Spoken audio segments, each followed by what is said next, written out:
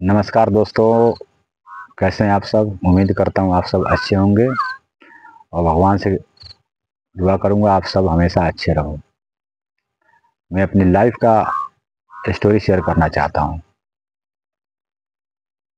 जो स्टोरी मैंने 8 साल से लिख रखा है। अब भी लिखता हूँ, हर रोज लिखता हूँ।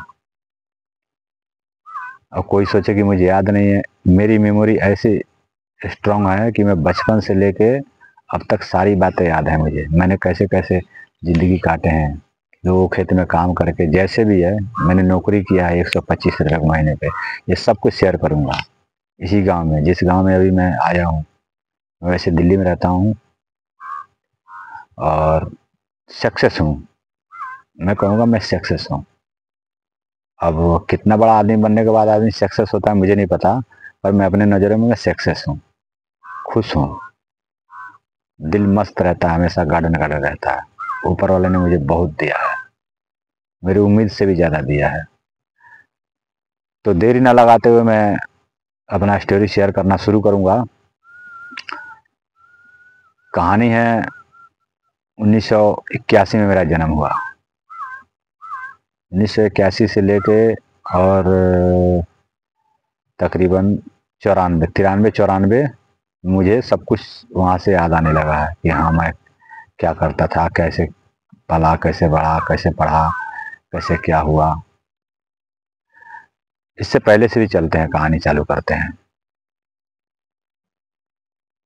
सन होगा 1960 61। हमारे पिता की 3 शादी है। जो पहली पत्नी थी वो चानकीगढ़ नामक सलेमपुर गांव की थी। दूसरी पत्नी उनकी ही बहन, वो भी चानकीगढ़ सलेमपुर नामक गांव की थी।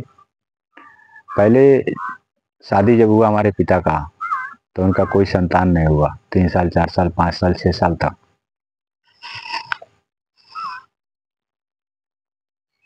फिर उन्होंने ही कहा, उनकी पत्नी ने ही कहा, हमारी बड़ी माँ ने कहा कि हमारी बहन से शादी कर लो, कुछ ना कुछ हो जाएगा, संतान प्राप्ति जरूर होगी।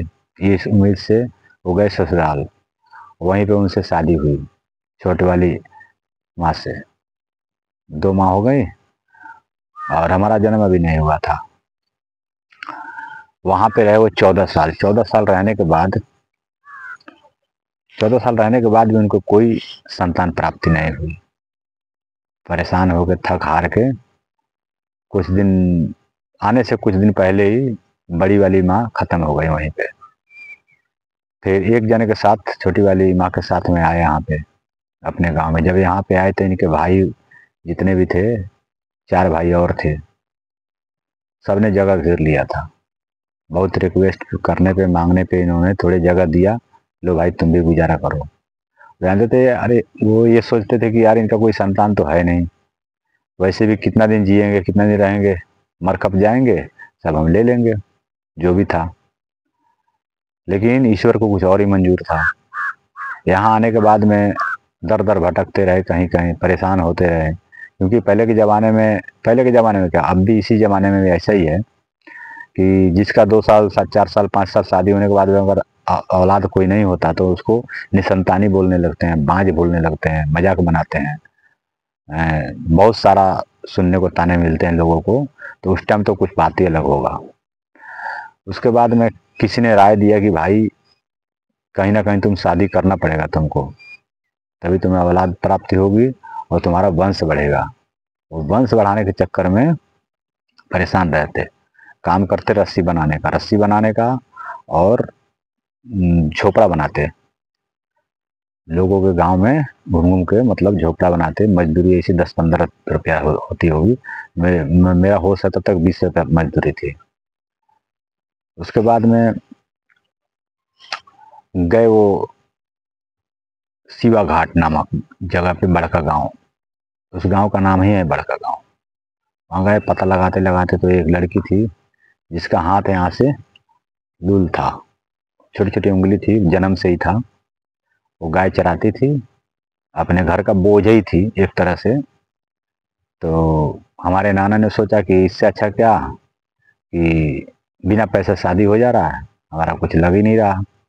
उन्होंने जैसे तैसे करके शादी कर दी और लेके आए जब घर पे, तो जो पहले की माँ थी, बड़ी माँ, उनको खुशी हुई, चलो कोई तो आया हमारा आगे का संतान बढ़ाने के लिए।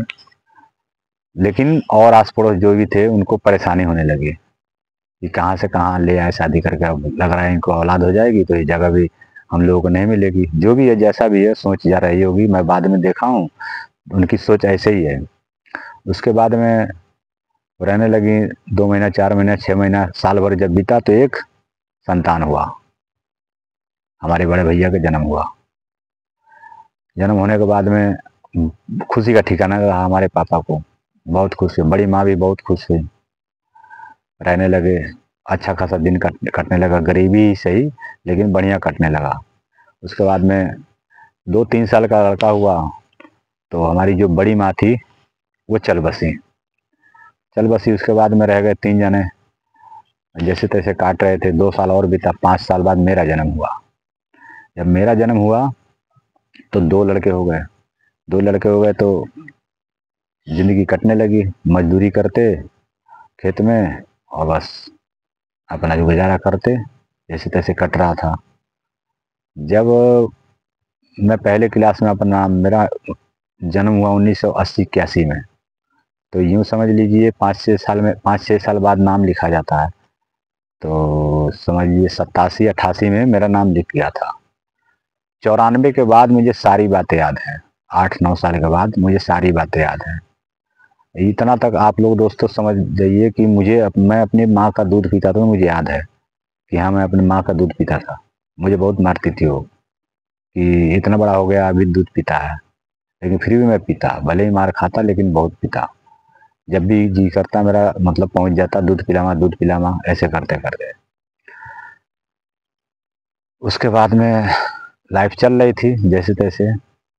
जब चौथे क्लास में, तीसरे क्लास में जब मैं पढ़ने लगा तो हमारे भाई ने पढ़ाई छोड़ दिया। तो हमारे पापा बोले क्या करेगा, घूम घूम के खाता रहता है, घूमता रहता है, एक काम कर, फलाना आदमी के यहाँ चल के नौकरी लगा देता हूँ, वहीं पे अपना रहियो, भैंस खिलाइयो, गैया खिलाइयो, वहीं रहियो, जो भी अपना पल बढ़ जाएगा। सोचे हमारे पापा के पल बढ़ जाएगा, कमाने लायक हो जाएगा, दुख दूर होगा घर का।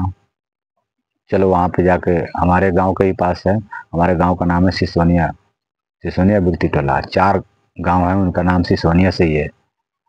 सिसोनिया बिरती टोला, सिसोनिया पूर्व टोला, सिसोनिया पश्चिम टोला, सिसोनिया सुकुल टोला। तो सुकुल टोला में उन्होंने नौकरी लगवा दिया मेरे भाई को। नौकरी लगवाने के बाद में वहाँ हमारा भाई नौकरी करने लगा, अब मैं पढ़ रहा था। हमारे पापा मजदूरी करके लाते, अब बस हम लोग कैसे भी पेट पाल रहे थे। ऐसे बीतने लगा। मैं जब चौथे क्लास में हुआ, हमारा भाई बाहर चला गया पंजाब कमाने।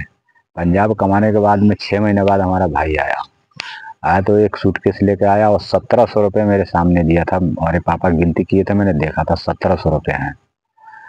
उसके बाद में 1700 रुपये लिए। अब हमारे पापा सोचे अब तो हमारा लड़का कमाने वाला हो गया, सब दुख दूर हो जाएगा। उसके बाद में वो बाहर चला गया फिर से बाहर जाने के बाद में उसका कोई पता ठिकाना नहीं, कहाँ चला गया, कहाँ रह रहा है, कोई मतलब नहीं घर से। अब मैं, पापा, हमारी मम्मी रहते थे घर पे, बहुत तकलीफ उठाते थे।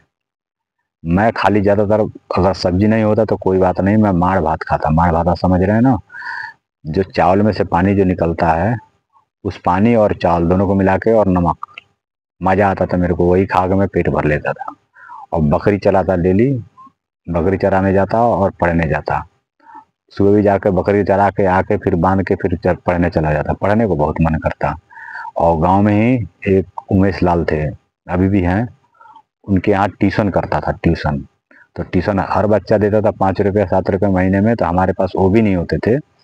तो हमने बोला हमारे पास पैसे नहीं है, तो हमें पढ़ना ही है। बोले कि कोई बात नहीं, पैसे नहीं, तो हमारा बकरा जो है, बकरा अपनी बकरियों के साथ ले जाना, चरा के लेके आना रोज, मैं तुझे पढ़ाऊंगा, पैसे नहीं लूंगा। उसके बाद में मैं पढ़ना चालू किया और ट्यूशन पढ़ता था, ABCD वहीं सीखा मैंने। 6 महीने साल भर पढ़ाया उन्होंने, मैं बदले में बकरा चराया।